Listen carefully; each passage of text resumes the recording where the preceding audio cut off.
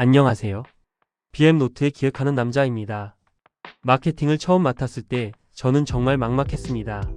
제품도 있고 서비스도 있는데 무엇을 어떻게 알려야 하는지 그 시작점조차 보이지 않았기 때문입니다.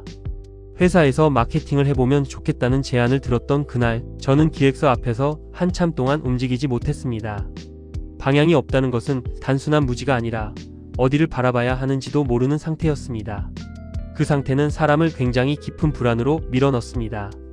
마케팅을 맡았던 초반, 저는 어디서부터 잡아야 할지 전혀 몰라 불안만 커지고 있었습니다. 책은 말했습니다. 마케팅은 감이 아니라 구조다. 그 문장을 읽고서야 저는 처음으로 문제를 다른 각도에서 보기 시작했습니다.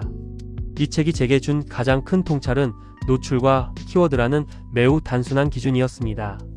우리는 마케팅이라고 하면 콘텐츠, 광고, SNS 운영 등 여러 일을 떠올립니다. 하지만 저자는 이렇게 묻습니다.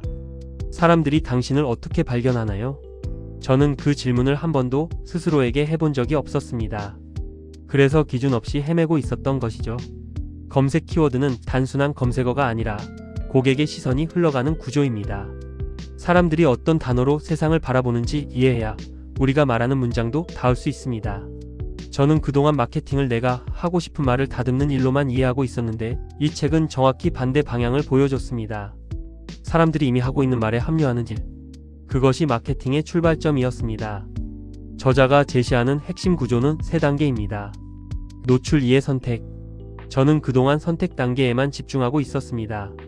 광고나 SNS 반응이 없으면 불안했고 그래서 더 많은 일을 해야 한다고 생각했습니다. 그런데 문제는 애초에 노출 단계에서 막혀 있었다는 것을 뒤늦게 알았습니다. 더 많은 사람에게 도달하지 못했으니 다음 단계로 넘어갈 기회 자체가 없었던 거죠. 마케팅을 처음 맡았을 때 제가 겪은 가장 큰 어려움은 어떤 선택이 옳은 선택인지 판단할 기준이 없었다는 점입니다. 그래서 모든 시도가 불안으로 연결됐습니다. 이 책을 통해 저는 비로소 하나의 질문을 얻게 됐습니다. 사람들은 우리를 어떤 키워드로 찾을까? 그 질문 하나로 문제의 초점이 선명해졌습니다. 목적이 선명해지자 방향이 흔들리지 않았고 선택 역시 불안보다는 판단으로 이어지기 시작했습니다. 기준이라는 것이 이렇게 큰 힘을 발휘하는지 그때 처음 알았습니다.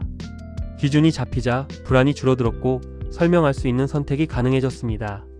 무엇보다 팀과의 협업에서도 방향성을 공유할 수 있게 되었습니다. 마케팅은 결국 선택의 연속입니다. 기준이 없으면 모든 선택이 불안이 되지만 기준이 있으면 대부분의 혼란은 사라집니다. 취업 준비를 하거나 실무 초입에 있는 분들이 마케팅에서 길을 잃는 이유도 비슷합니다. 모두가 마케팅을 알아야 하는 것으로 말하지만 정작 어디서부터 시작해야 하는지는 알려주지 않습니다. 그래서 많은 신입들이 기술부터 배우려 하다가 더 큰 혼란에 빠집니다. 광고 집행법, 콘텐츠 제작법, 챗봇 운영법 이런 것들은 도구일 뿐입니다. 도구는 문제를 정의한 뒤에야 의미를 가집니다. 저는 이 책을 읽고 난 후 마케팅 기준표를 하나 만들었습니다. 1.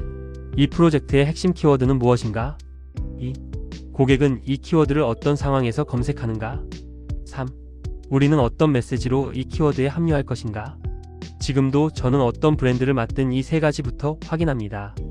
문제를 정확히 보는 순간 구조가 잡히고 구조가 잡히면 선택이 쉬워집니다.